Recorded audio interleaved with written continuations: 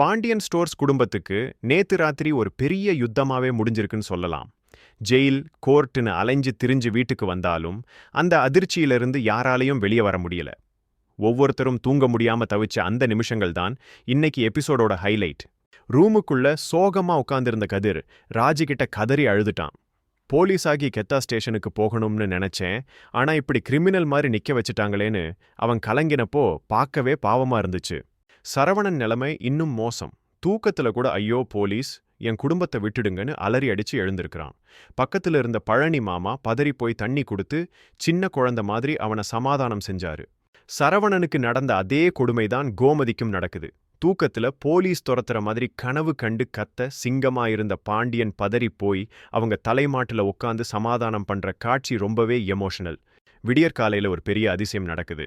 இது நாள் வரைக்கும் ஒரு டம்ளரை கூட எடுத்து வைக்காத பாண்டியன் இன்னைக்கு தன் குடும்பத்துக்காக இறங்கி வந்து கிச்சன்ல காஃபி போட்டு எல்லாருக்கும் கையில கொடுத்தப்ப ஒரு பெரிய மாற்றமே தெரிஞ்சது.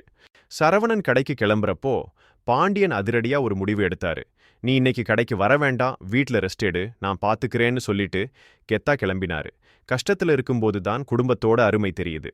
கடைசியா கோமதி கண்முழிச்சு பாக்குறப்போ பழனி மாமா அங்கேயே இருக்கிறத பார்த்து நெகிழ்ந்து போறாங்க.